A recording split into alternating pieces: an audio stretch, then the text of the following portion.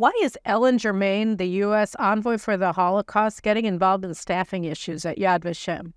I'll have details about this and the relationship between the Israeli Holocaust Memorial and Palestinian nationalism today.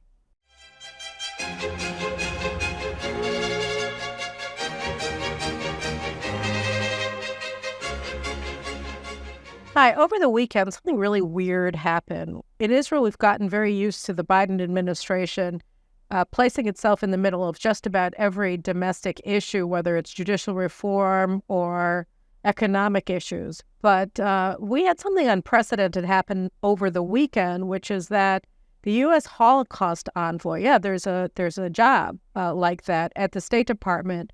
Ellen Germain posted a Twitter post where she said, "The U.S. values the crucial work of Yad Vashem and its director's leadership as we work together on Holocaust education, remembrance, and research. Maintaining the independence of such institutions around the world is key as we face efforts to distort, deny the facts of the Holocaust." Okay, so, what had happened in the days before Germain's post on Twitter is that stories started coming out about Dani Dayan, who is a Politico. He was a failed Knesset candidate for Gideon Sa'ar's party, the New Hope Party. He was number 10 on the list, and I think they have 4 people in the Knesset on Benny Gantz's list. They were polling 0 before they joined Gantz. So Dani Dayan, when he wasn't able to get elected to the Knesset with Gideon Sa'ar, he was appointed by Yifat Shasha Biton, who was Gideon Sa'ar's deputy and served as the education minister in the last government, to serve as a director of Yad Vashem. Dani Dayan, we should be clear, has no background in Holocaust education. He was the head of the Yesha Council. He's a high-tech guy, and he was the the consul general to New York that Netanyahu appointed him in an act of true loyalty, because he was already appointed by Netanyahu to serve as the ambassador to Brazil, and the Lula government rejected him. And rather than just saying, "Sorry, you're all out of luck, buddy," Netanyahu placed him in the consul general's position in New York, and where he proceeded to just sort of abandon all of the principles that he supposedly stood for in terms of Zionism, and just embraced the progressive zeitgeist of the leading members of the Jewish community in New York. So rather than being the emissary of the Israeli government to the New York Jewish community and to the city of New York and to the great state of New York, he was their representative to Israel, essentially. So he just changed who he was representing very early on in his tenure. And then when he came back to Israel, he started biting the hand that fed him, just attacking Netanyahu, and then joining Gideon Sa'ar and the other former Likud members who were driven apparently more by a personal animus towards Netanyahu than by any of the principles that they had advanced or advocated on behalf of throughout their political careers until then. So that was the New Hope Party under Gideon Sa'ar, and that was Dani Dayan, and he was appointed to be the director of Yad Vashem. Again, he's not a professional. He's not independent. He is a political appointee of the last government, and specifically of Gideon Sa'ar and his party. So that's who he is. So the independent part about Germain's tweet doesn't make a lot of sense. The other aspect of it is that the stories that had started coming out about Dayan that indicated that perhaps Education Minister Yoav Kish was interested in firing him and replacing him with somebody else had to do with a lot of reports of mismanagement, of somewhat of dubious decisions that he was making at the board of directors meeting that may or may not have been legal in terms of appointments and in terms of not inviting certain people who were supposed to be at the board of directors meetings and bringing in other people who weren't supposed to be there. And then after that, Kish and media organizations started getting anonymous letters from employees at Yad Vashem who were complaining about his mismanagement and apparent breach of ties between the museum in Jerusalem and the charitable organization that raises money for Yad Vashem abroad. So there were all kinds of different allegations that had nothing to do with politics. They had to do with whether he was a competent manager, whether he was a competent director of the Holocaust Museum, the official of this very important national institution in Israel. I just am turning off the sound on my cell phone, which I thought I had already done, but it worked out that I had not, in fact, done that. So sorry about that. But anyway, so these reports are coming out, and then all of a sudden we get this intervention from Ellen Germain. Oh, we must uphold Dani Dayan has to be protected at all costs. And the question is, why is she doing that? Again, he's not a renowned scholar of the Holocaust that's being besmirched for political reasons. He's not, apparently, anyway, allegedly, he's not a very good director. He's allegedly grinding the finances of Yad Vashem into the ground and mistreating employees and all sorts of other things. So why would the Biden administration be interested in keeping him in his job to the point where, in an unprecedented manner, they were pressuring Israel openly for the government not to fire this political appointee of the previous government? And I'm not sure. In fact, I don't really know, but I do want to just mention something about Dani Dayan and one of the early and really troubling, I think, decisions that he made shortly after he came in as director of Yad Vashem. And that was in late 2021. He gave his first interview, I think, as the director of Yad Vashem to Haaretz, to their weekly gallery supplement in their Friday newspaper. And there he very proudly said that he was standing up to the pressure of wild actors on the right who were demanding that he put up an exhibit that included the picture of the Mufti of Jerusalem, Haj Amin al-Husseini, in his meeting with Hitler in November of 1941. And he said that this was for political reasons, that the demands to exhibit at the Israeli Holocaust Memorial the picture of Haj Amin al-Husseini, who was also the founder of Palestinian nationalism, with Adolf Hitler in November of 1941, made no sense from an academic or historical perspective because al-Husseini, he claimed, was a marginal character in the Holocaust. And this is sort of an extraordinary position because it really isn't true, although it is the official position of Yad Vashem, and it became, I think, the official position of Yad Vashem earlier in 2021. And it's a strange position. And if you want to talk about a political position, I mean, I think, as I'm going to try to show in the next couple of minutes, it's an extremely political view because Haj Amin al-Husseini may not have been influential in terms of the Nazi decision or Hitler's decision, the Nazi high leadership's decision to exterminate the Jews of Europe. But he certainly was an influential voice, and he certainly had a significant role in carrying out that extermination. And I just want to go through a couple of things. First of all, Husseini was a fan of Hitler from the very outset. As the Mufti of Jerusalem, he had long upheld the idea of genocide of Jewry. He was, as I wrote in my book, I have a whole chapter on the Mufti, and it was actually a hard chapter to write because there was so much material about him and the Holocaust that it was sort of, I found it hard to even just go through it and decide what I wanted to put in and what I was just going to have to regrettably leave out.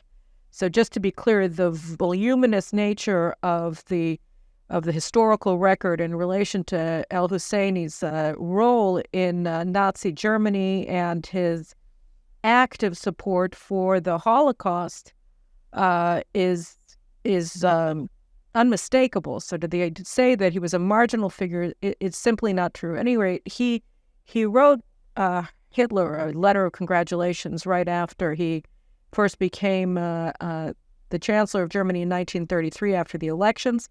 And he continued active support for Nazis and brought about or was spearheaded the Nazification of the youth, the Arab youth in the land of Israel in the 1930s.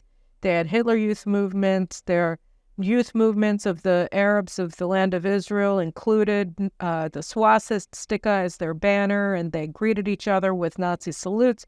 They were aided in this by the Templars, who were Germans who lived in Israel and were also in the 1930s and 40s very supportive of Hitler and of the Nazis, and very much identified with the Nazis. And that wasn't all. That was the sort of the social issue of it. He was very, very supportive of the Nazis, and he was the one who launched the Arab Revolt against the British in the 1930s, and from 1936 to 1939, he waged a terrorist war not only against the Jews of the land of Israel, but also against the British. And in 1937, after repeated requests for assistance, the Germans began actively funding the Arab terror war against the British and the Jews of the land of Israel. And as a result of that, the British put out an arrest warrant against him, and he was forced to flee the land of Israel in 1939, 1940. And he fled from here to Lebanon, to Syria, got to Iraq, where he joined forces with some of the generals in the Iraqi military, and they overthrew the British supporting government or king on behalf of the Nazis. He was working in cahoots with the German ambassador in Baghdad, and he was the focal or the most powerful voice that was most influential in the pro-Nazi coup in Baghdad in 1940. And that coup failed. The British, actually the main guard were Indian fighters, but the British forces were able to retake control over Iraq. I mean, they had to move forces away from the European front to fight in Iraq. And that was Hussein's doing, to overthrow this pro-Nazi government that Husseini had installed in Iraq. And they were on the eve of Shavuot in 1940. They were on the outskirts of Baghdad. So they had basically already won, and the military coup, the leadership had already fallen, and it was just a matter of installing the government, the pro-British government again. And so on the eve of Shavuot in May of 1940, Husseini incited the Farhud, the pogrom, the mass murder, and violent assaults against the Jews of Baghdad, in which I think up to 900 Jews were killed. Thousands of Jewish businesses were destroyed. Jews were left penniless. Their homes were burned. Women were raped, etc. In this mass spasm of violence that I think lasted two days in Baghdad, that was inspired by Husseini and his cohorts. And then, as the British were coming in, Husseini and his partner in Baghdad fled to Tehran, where the Shah was sort of pro-Nazi, and they stayed in Iran for a little while, and then they got an Italian Air Force flight out to Rome, where they met with Mussolini, and then Husseini went to Berlin, where he met with Hitler in November of 1941. And there are various discussions of what happened at that meeting. But Robert Wistrich, the late Jewish historian and the head of the Vidal Sassoon for the study of contemporary anti-Semitism at Hebrew University, said in an interview in 2003, I think, in the movie Obsession, he explained that in that meeting was that Hitler told Husseini about his plans to annihilate the Jews of Europe, and that he told him to keep this a secret, to hold this in his heart, but that was the plan for him to do that. And then if you look at the book of Jeffrey Herf, where he wrote about Nazi propaganda in the Arab world, he explained how what Husseini did, he ran this Arabic shortwave radio network that broadcast to the entire Arab world from outside of Berlin from around 1942 to the end of the war. And what he did in that radio network is that he fused annihilationist, race-based Nazi anti-Semitism with Islamic Jew hatred, jihadist Jew hatred. And so he brought these two concepts of hatred together. He had already done this, by the way, in the 1920s. He had serialized the Protocols of the Elders of Zionism, had it translated into Arabic and published in the newspapers in Israel. And so he was very, very important. He was also important in the actual genocide of Jews. He blocked deals for swaps of Jewish children in Bulgaria and in Hungary and in Romania that would have paid ransom for 1,000 Jewish children, and then 4,000 Jewish children, 5,000 Jewish children, so for about 10,000 Jewish children that would have been ransomed for money, for tanks, for whatever, to the Germans in 1943, 1944, and allowed to emigrate to the land of Israel. He blocked that and had them deported to Auschwitz. He intervened with the Nazis, with Himmler, with Eichmann, and he also, with the Nazi collaborationist governments in Hungary and Bulgaria and in Romania, to send the Jewish children that were slated to be saved to the gas chambers. So he did that as well. He also founded an SS division of Albanian and Bosnian Muslims called the Hansar Division, and they were involved with the annihilation of Bosnian Jewry, where you had, I think, the highest percentage of the Jews, of the Jewish population was actually annihilated. It was there that you had over 90% of, I think there were 14,000 Jews in Bosnia before the war, and 90% of them were killed. And his Hansar division that he founded was instrumental in doing that as well.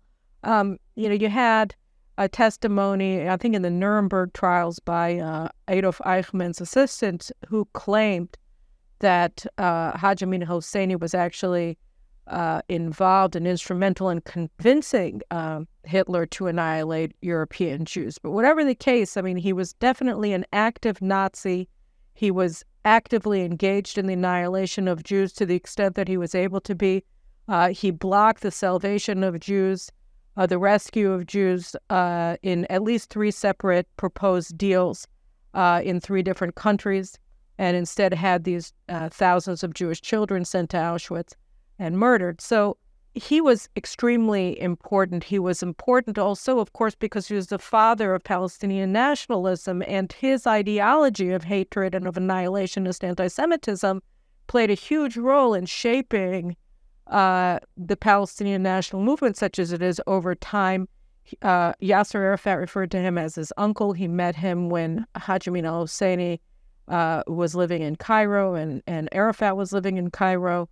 And he claimed his lineage from Arafat claimed to have been descendant of Husseini. At least he called him his uncle, and also said that, he had learned from him and he saw himself as a disciple.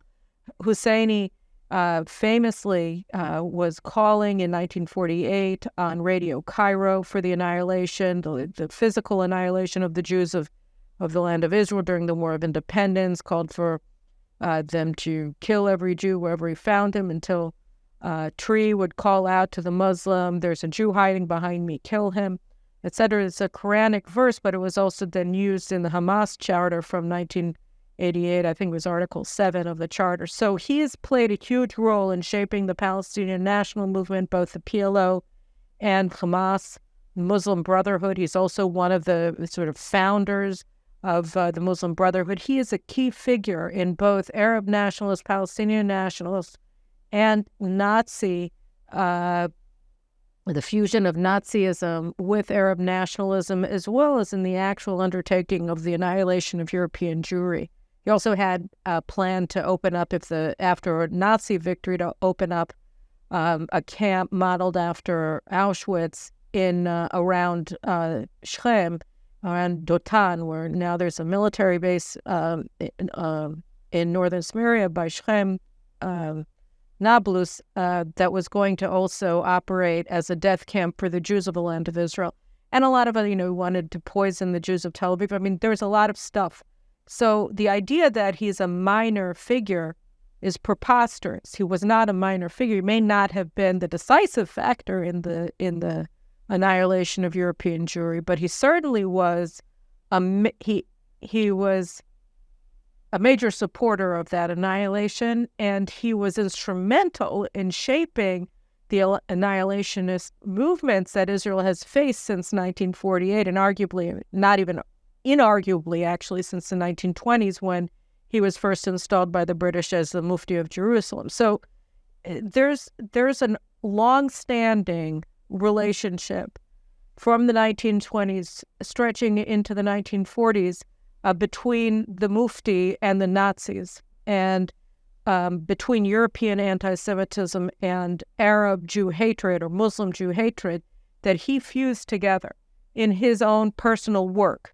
And so, I think that is very important. It's more important to my mind even than the issue of mismanagement, although mismanagement is very important to the degree that that's been happening under Dayan's leadership at Yad Vashem. And here we come to the political issue. Why would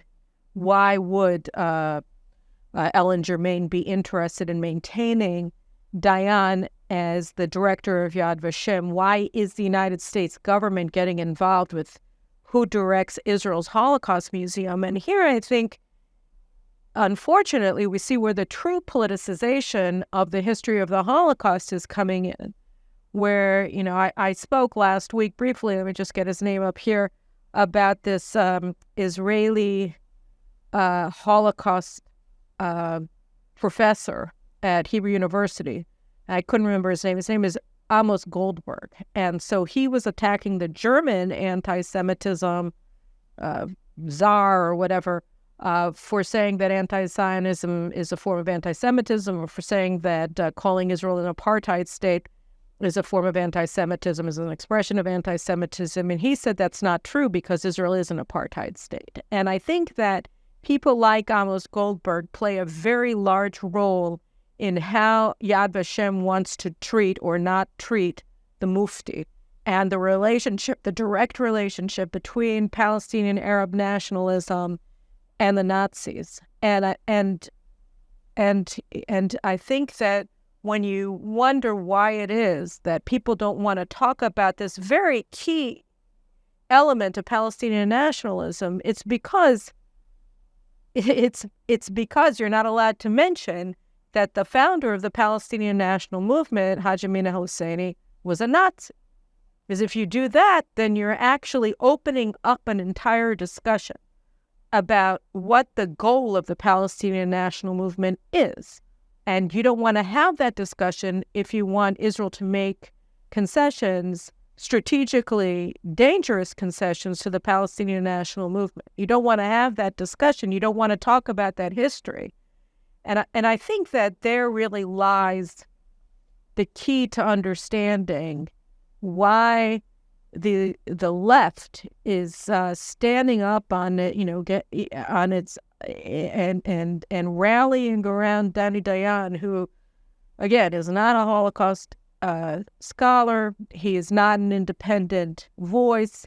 He is a representative of a party in the opposition that is animated, I would argue, solely, others may see it differently, but solely by an animus towards Netanyahu and a desire to avenge him, and that desire to avenge Netanyahu, to hate Netanyahu, to oust him from politics, is bringing them into relationships with a lot of very progressive bedfellows that are not interested in advancing necessarily the truth about the relationship between the Palestinian national movement, such as it is, and Nazism, Nazi Germany, Nazi anti-Semitism. So I think that at a minimum, we should stop looking at the controversy about Dani Dayan and whether he continues to be the director of Yad Vashem or not, and whether this is a hatchet job by Yoav Kish, which I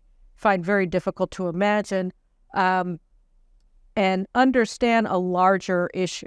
For a very long time, until really recently, the one thing that sort of unified Jews from the far left to the far right, or however you want to look at the spectrum, religious, non-religious, reform, conservative, orthodox, ultra-orthodox, totally secular, was an appreciation of the magnitude of the Holocaust and a willingness to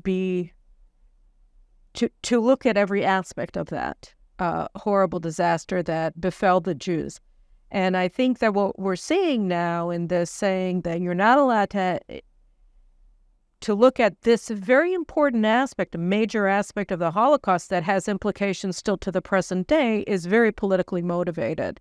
And that to the extent that Dani Dayan decided that as director of Yad Vashem, he was going to secure the position of those who refused to look at the relationship between the Palestinian national movement from its inception until the present day with Nazi Germany, I think that, that explains a lot of this very weird uproar about any talk of him being removed from his position, unwillingness to discuss any aspect of his job, and of course, his unwillingness to discuss any aspect of the Mufti of Jerusalem, Haj Amin al-Husseini, in the annihilation of the European Jewries and the Arab world's taking that concept of annihilationist anti-Semitism and bringing it through his leadership, through his propaganda in the war, and then in subsequent years into the strategic doctrine of the Arab conflict with the Jewish state and the Palestinian national movement. So those are my thoughts on this very key subject. And I'll see you again next week. Take care.